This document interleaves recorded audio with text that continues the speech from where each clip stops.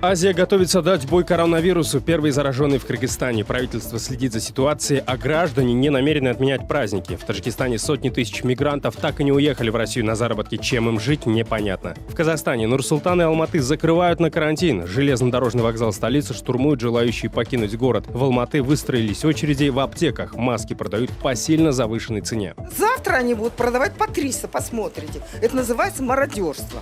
Как это называется? Пользуются моментом. В прямом эфире информационная программа «Настоящее время Азия» в бишкекской студии. Я Шавкат Тургаев. Здравствуйте. Коронавирус добрался и до Кыргызстана. В Сузакском районе Джалалабадской области выявлены 3 случая заболевания у людей, которые вернулись из Саудовской Аравии. Там они совершали малый хадж. В районе ввели чрезвычайное положение. Ведут ли ЧП по всей стране, узнаем у нашего корреспондента Дарьи Тимофеевой. Она находится на главной площади столицы Кыргызстана. Даш, привет. Коронавирус 5 дней назад был обнаружен в Казахстане. Вот только сегодня зараженных выявили и в Кыргызстане. Сколько отправили в карантин и какие меры власти предпринимают сейчас? Шавкат, привет. Пока власти считают, что нет достаточных оснований, чтобы вводить карантин на всей территории республики, по сообщению правительства, они нашли всех летевших одним бортом вместе с зараженными кыргызстанцами. Госпитализировано 300 человек, 135 это непосредственно сами пассажиры, которые 12 марта прибыли из Саудовской Аравии. И оставшиеся это люди, те, с кем они контактировали. К слову, последних может быть значительно больше. Только по предварительным подсчетам чиновников это около 2000 человек. Что касается действий властей, то они стали более активными. Сегодня Кабмин провел сразу 3 пресс-конференции. Создан телеграм-канал штаба по коронавирусу, где они размещают все памятки, как не заразиться, последние новости. И также по ситуации высказался даже президент страны, который зачастую даже по веским поводам хранит молчание. Дальнейший успех зависит не только от усилий органов государственной власти, но и от поведения каждого из нас. Призываю вас не поддаваться панике, соблюдать все меры предосторожности. В стране имеется запас продовольствия в достаточных объемах. Нет нехватки лекарственных средств и медицинских препаратов. Все спекулятивные попытки будут жестко пресекаться. Даша, в целом какая обстановка сейчас в городе? Ну, люди, конечно, немного взволнованы. То, что я видела лично, что в городе появилось больше людей, которые в медицинских масках. Ради интереса прогуляла сегодня в продуктовый гипермаркет. Все продукты на полках есть. Люди закупаются, конечно, в чуть больших количествах, чем обычно, но каких-то огромных очередей на кассах я лично не встретила. Было видео из южных регионов, там именно, где было заражение, что люди в массовом порядке пытаются закупиться мукой. В целом многих беспокоит еще тот момент, что буквально завтра и послезавтра на родину из Саудовской Аравии вернутся еще несколько сотен паломников. Вот люди пытаются задать вопросы правительству, что они намерены делать, а в Минздраве заверяют, что все будет хорошо и все под контролем. Завтра 100 человек, послезавтра 200 человек придут. Это не страшные цифры. Это, надо говорить, страшные цифры, если больные приедут, 100 человек больных. Это вот, можно сказать, страшное. Поэтому я поправлю вас, что они не больные, они здоровые. Да, они здоровые люди, они граждане. Мы их обязательно, они будут подвергнуты лабораторному анализу. И, естественно, но их всех на карантин отправят сразу? Да, естественно. Хочется отметить, что власти также пытаются предотвратить какие-то спекулятивные моменты, необоснованное завышение цен. В целом правительство обещает предоставлять оперативно всю информацию и уже завтра с утра провести, опять же, ряд конференций, пресс-конференций в течение дня. Шавкат? Даш, большое тебе спасибо. Всего доброго. Несмотря на первый случай заражения, обычные кыргызстанцы, как выяснилось, не собираются менять свои планы. Кто-то готовится отмечать приближающийся Навруз, а кто-то даже не думает усиливать меры по соблюдению гигиены. Джибек Бигалиева узнавала, как изменилась жизнь в стране. Последние новости о коронавирусе дошли не до всех жителей окраин Бишкека. О том, что в Кыргызстане уже есть инфицированные COVID-19, Бурул узнала от нас. Мои дети играют на улице. Говорят, надо носить маски, но я не стала им одевать их. В аптеке я нашла маски по 20 сомов. Купила одному, а второму не стала покупать. Дай бог, все обойдется. Вместе с соседками Бурул собирается варить сумелек – традиционное блюдо, которое готовят в честь приближающегося праздника весны Науруза. На праздничное угощение придет как минимум 60 человек. В складчину с соседями мы купили зерно. Это проросшая пшеница. Будем варить сюмелек. Зарежем скотину, будем проводить национальный обряд. О том, что нужно ограничить количество контактов, отказаться от массовых мероприятий и строже следить за гигиеной, Таджикан вроде как слышала. Но, например, на покупку санитайзеров и масок денег ни у кого в округе нет. Мы не купили ни мешка муки. Что будет с народом, то будет и с нами. Сегодня хотели купить муки, но мешок стоил дорого – 2200 сомов. Не смогли купить. Несерьезное отношение к личной гигиене и мерам по изоляции обычных кыргызстанцев очень не нравится хирургу Эрмеку Исмаилову. Он ведет телеграм-канал с советами для кыргызстанцев и записывает аудиоподкасты о том, как не заразиться коронавирусом. Обижается на то, что ты не поздоровался, да, имею в виду, это, будь это в больнице или будь это на улице, да, получается. Который меня сейчас смотрит, сказал бы, чтобы пусть не обижается, главное, чтобы сейчас мы берегли друг друга, да, и соблюдали все правила личной гигиены, те рекомендации, которые Всемирное общественное здравоохранение нам говорит. Эрмек уверен, что, закрыв школы и вузы, власти выполнили только часть мер по предотвращению коронавируса. Медик считает, что надо закрыть все рынки, торговые центры и остановить общественный транспорт. А задача, что люди все равно маршрутки, да, толпой ходят, где не соблюдаются правила. Поэтому как бы надо полностью изолироваться и ограничить контакт. Я людям порекомендовал бы пока что сидеть дома и как бы и дома соблюдать все правила, да, личной гигиены. Как раз-таки на одном из крупных рынков столицы, Ошском базаре, сейчас большое скопление людей. Самая оживленная торговля идет на стихийном рынке лекарств. Здесь есть все, чего нет в аптеках. Маски, санитайзеры и даже целыми литрами продают медицинский спирт, качество которого никто не проверяет. Вот и мы, купив пол-литра такого спирта, оказались жертвами мошенников. Уже приехав в офис, мы выяснили, что спирт оказался разведенным. Но зато хотя бы маски, которые мы купили там же, и которые теперь необходимо носить всем кыргызстанцам, потому что у нас в стране уже есть инфицированные, оказались настоящими. Дибель Багалиева, Самат Алжибаев. Настоящее время Азия, Бишкек, Кыргызстан. О ситуации в Кыргызстане поговорим с экс-министром здравоохранения Кыргызстана. С нами на прямой связи по скайпу Таламбек Батыралиев. Господин Батыралиев, добрый вечер. Хочу спросить у вас сначала. Вы удивлены тем, что коронавирус добрался до Кыргызстана только сейчас? Ну, по данным, по информации штаба, мы выявили уже у прибывших из-за границы. Значит, это в стране есть. Нет, я имею в виду то, что Кыргызстан граничит с Китаем, с регионом, где возник очаг, да, коронавируса, и практически вся планета уже заражена коронавирусом, а до Кыргызстана только сейчас дошел. Сама по себе Всемирная организация здравоохранения уже определила пандемию. Пандемия – это когда очаг распространяется не только отдельный участок, регион, за пределы одной страны охватывает несколько стран. Поэтому его распространение сегодняшней миграции, высокой коммуникации общества во всем мире, распространение получит, естественно, в тех странах, где не предпринимают личную гигиену и профилактику по указанию Всемирной организации здравоохранения. Об этом Всемирная организация здравоохранения четко указал, дал даже обращение всем провинциям, странам, если надо принимать самые жесткие, если надо агрессивные меры профилактики. Господин Батыралиев, вот сейчас многие предполагают, что зараженных в Кыргызстане может быть в разы больше, поскольку после прилета с Малого Хаджа люди контактировали с другими людьми. Кто-то даже успел провести торжество в честь своего приезда, куда были приглашены больше сотни человек. Что вы можете об этом сказать? Во-первых, можно уже, ссылаясь на информацию штаба республиканского, можно это говорить, уже определенно по анализам у прибывших из Умры, значит, это Умры с Нового года, как уже начал бороться Китай, уже много групп уже съездили. Так? Поэтому, естественно, они по приезду, по дороге, по приезду отмечали, у нас по привычке делает тюле, приглашает знакомых, всех родственников, родителей.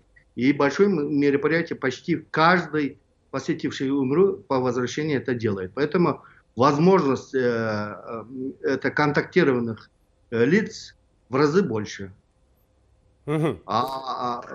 Все контактные заболеют, это не значит. Заболеют те, у кого иммунитет слабый, организм восприимчив в тот момент, когда они контактны. Хорошо. Вот смотрите, чрезвычайное положение введено пока только в одном Сузакском районе. Стоит ли вводить его сейчас или нужно было сделать это значительно раньше по всей стране? Как вы думаете?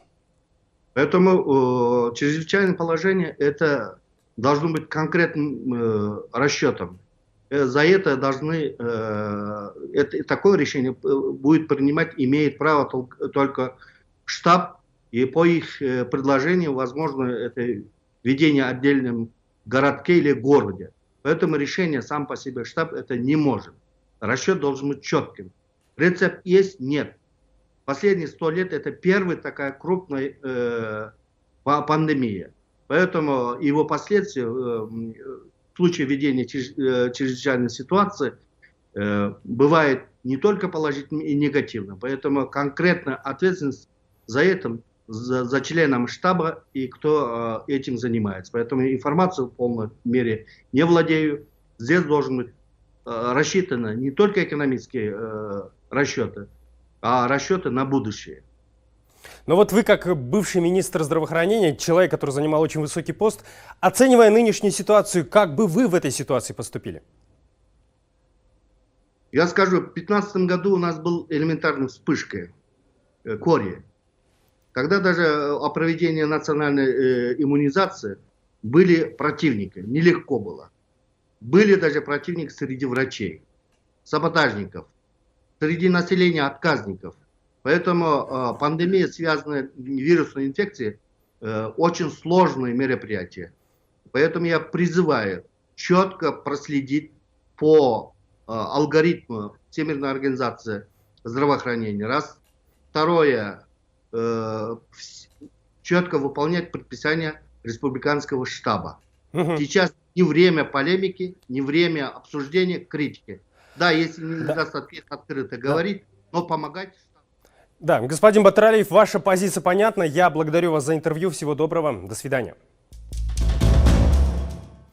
Сегодня в полночь Алматы и Нур-Султан полностью закроют на карантин. Жителям мегаполисов дали 72 часа для въезда в город и выезда из него. Чиновники сегодня провели несколько экстренных брифингов, где озвучили горожанам предстоящий сценарий их жизни. Инструктаж от властей проведен во избежание ажиотажа, но без этого, к сожалению, не обошлось. Очереди в алматинских аптеках тянулись далеко за их пределы, а обещанное удержание цен осталось только на словах. Шолпан Розбекова о ситуации в Алматы за день до полного карантина.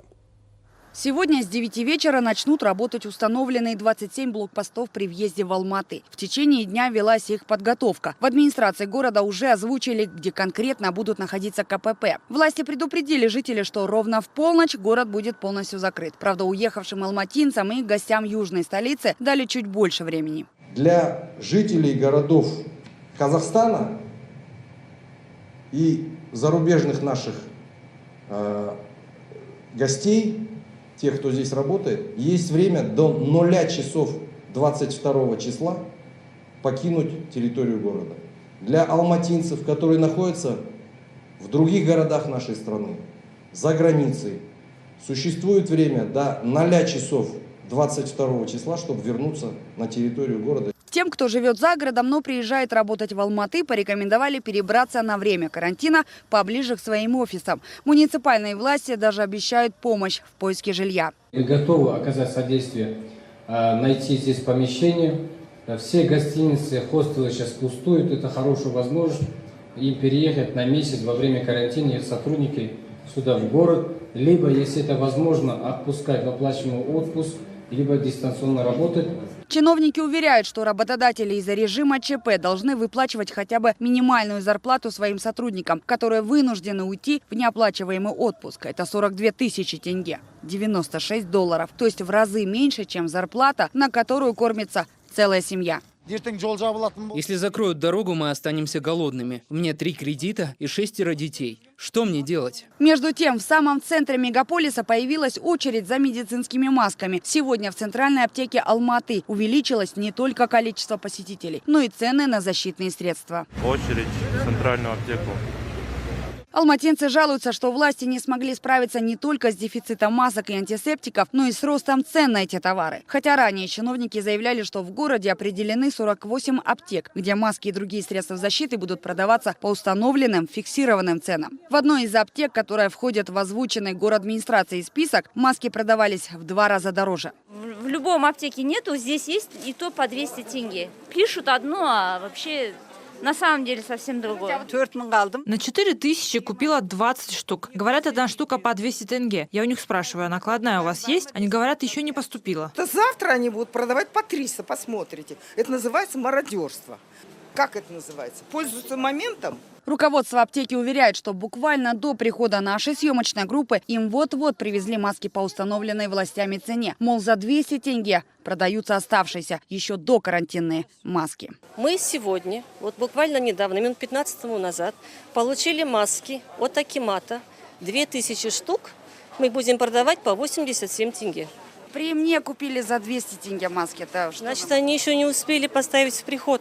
То есть это ваши старые маски? Наши старые маски. С 19 марта в 2 главных городах Казахстана объявлен карантин. В это время не будут работать торговые дома, вещевые рынки, салоны красоты и развлекательные центры. Общепит сможет работать только на доставке. Торговать позволено только аптекам, продуктовым магазинам и супермаркетам. Движение общественного транспорта насовсем не остановят, но некоторые ограничения все же будут. Шолпан Уразбекова, Павел Энгельгард. Настоящее время. Азия. Казахстан. Алматы. Закрытие столицы Казахстана на карантин вызвало ажиотаж среди населения. Люди в спешке бросились на железнодорожные вокзалы. Кто-то хотел сдать билеты, кого-то беспокоило, смогут ли они выехать из города. Но узнать расписание поездов гражданам не удалось. На вокзалах царит неопределенность. Ернур Дожанов с подробностями. Мы купили через онлайн. Почему не это возвращение не делает через онлайн? Нет, не смогли. Поэтому мы здесь. Сказали идти на кассу. Такая картина на железнодорожном вокзале столицы уже 2-й день. После того, как власти объявили о карантине, люди массово ринулись сдавать билеты. Сделать это онлайн не получается. В кассах ситуация ничуть не лучше. Почему не принимают наши билеты? Мы стояли за кассой, и нам сказали, что деньги закончились, и нам ничего не вернут. Никто из представителей вокзала к нам не выходит, ничего не разъясняет. Со вчерашней ночи все так ходим. Растерянные граждане даже не знают, смогут ли они завтра выехать из города. Многие приехали в столицу из других регионов страны. Обескуражены возникшей ситуацией и сами работники вокзала. Им неизвестно, будут ли завтра ездить поезда. На вопросы людей кассиры лишь молча пожимают плечами. На данный момент пока поезда идут в ходу. На данный момент. На данный момент. А как завтра узнать? Сейчас пока... Потому что это не мои билеты, это люди живут в селе, они приедут, приезжать им или не приезжать. Завтра до завтра как сдавать билеты или не сдавать. Администрация вокзала ничего официально не комментирует. Говорят, что ждут указания властей. Только после этого пассажирам объяснят, что делать дальше. Пока информации нет об отмене поездов. Пока нет, только пока есть информация, вернее, закрыли поезда в межгосударственном сообщении. А по Казахстану закрытие поездов пока еще информации нет. Ближе к вечеру власти все-таки сделали заявление. Так казахстанцам дадут 72 часа, чтобы они могли вернуться домой. В полночь 22 марта в Нур-Султане и Алматы полностью приостановят авиа и железнодорожное сообщение. Что касается возврата билетов, главный национальный перевозчик страны пообещал вернуть деньги в полном объеме. Отмечу, накануне Казахстан прервал железнодорожное сообщение с Россией, Узбекистаном, Кыргызстаном и Таджикистаном.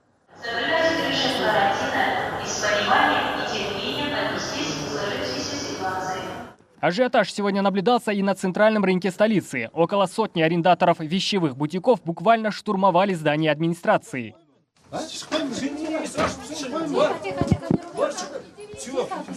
Люди требовали отменить арендную плату за предстоящий месяц из-за карантина и закрыть на время их точки. Мол, покупателей нет и за аренду платить нечем. Но у руководства рынка на этот счет было свое мнение. Сегодня, чтобы все заплатили, потом идите куда хотите. Хотите, открывайтесь, работайте, хотите, не работайте. Но как мы можем работать? К нам люди не идут, люди все сидят дома. Мы должны стоять, у нас не дезинфицируют помещение, не моют ни хлоркой даже. Как мы должны стоять? Администрация рынка 2 дня игнорировала просьбы арендаторов. С появлением нашей съемочной группы к людям все-таки вышли. После долгих переговоров на повышенных тонах руководство пошло на уступки. Все вещевые точки, а их порядка 6 тысяч, было решено закрыть до 15 апреля. Взимать плату за аренду до этого срока также не будут. Ернур Душанов, Ганизат Оспанов. В настоящее время Азия, Казахстан. Преподаватели школы и вузов Ташкента обязали написать заявление о предоставлении двухнедельного отпуска по семейным обстоятельствам без сохранения зарплаты. Об этом несколько преподавателей на условиях анонимности сообщили агентству Фергана. Причина отпуска якобы профилактические меры против распространения коронавируса. Ранее министр народного образования Узбекистана Шерзот Ширматов заявил, что с 18 марта все учителя республики уходят в оплачиваемый отпуск. Он отметил, что длительность каникул будет зависеть от ситуации с вирусом. Позже в Минобразования пояснили, что отпуск сотрудникам учебных заведений предоставят за счет сокращения основного ежегодного трудового отпуска. А в Таджикистане авиакомпании массово отменяют рейсы из-за нерентабельности. На онлайн-табло аэропорта Душанбе видно, количество прибывающих рейсов уменьшилось в разы. Сейчас самый разгон сезона трудовой миграции. Из-за ограничений сотни тысяч таджикистанцев теперь останутся без работы как минимум до 1 мая, рассказывает Анушер Вонарипов. В Россию после закрытия границ из столичного аэропорта сегодня вылетают исключительно российские граждане. Их доставят домой 2 из 10 ранее запланированных рейсов. А вот количество рейсов в Таджикистан из РФ сокращено только в 2 раза. Возвращающихся таджикистанцев много больше. Из-за введенного запрета мигранты, которые должны были выехать в Россию до 1 мая, теперь пытаются сдать свои билеты и вернуть деньги. Авиакомпании, в свою очередь, не торопятся их отдавать. Обещают перенос даты вылета, когда авиасообщение будет восстановлено. В кассах мне сказали, что смогу вылететь после отмены ограничений. Билет я сдал, и мне сказали, что по телефону сообщат дату вылета.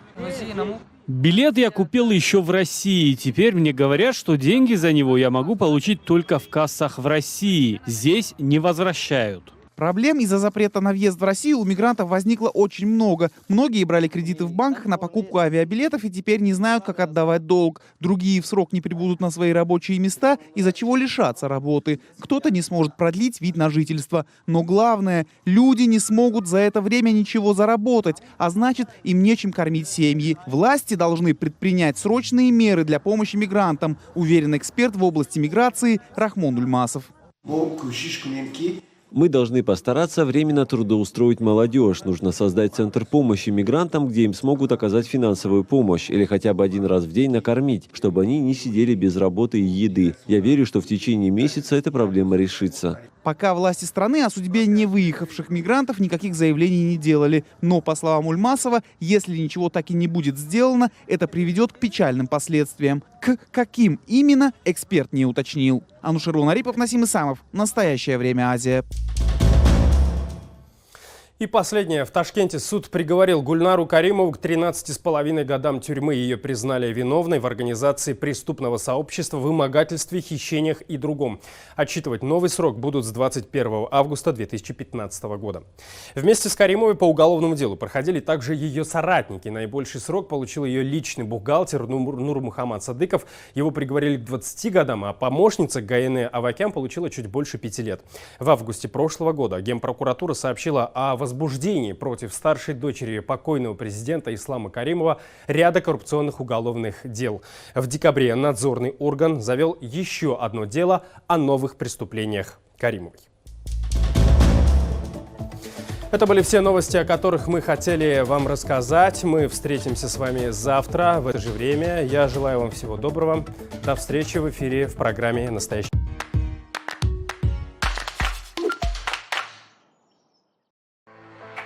Чуваши, мы здесь родились, выросли, мы в состоянии сами обрабатывать нашу землю. И никаких китайцев здесь быть не должно. Нас китайцы хотят тут землю отнять, эту и построить. Не знаю что, какой-то промышленный центр. И так нам никто ничего с нами, никто не объясняет, только воюют. Мы все против этого строительства. За независимость и социалистическую родину. Уже 30 дней в Венесуэле длятся протесты. Мы все люди, у нас есть потребности, и мы голодаем. Причин выйти на улицы много. Плохая медицина, низкое качество жизни. Никто ничего не может. Чего мы хотим? Свободы! Я не террорист. Для части Венесуэлы я герой в футболке. Молодой парень защищается от слуги народа.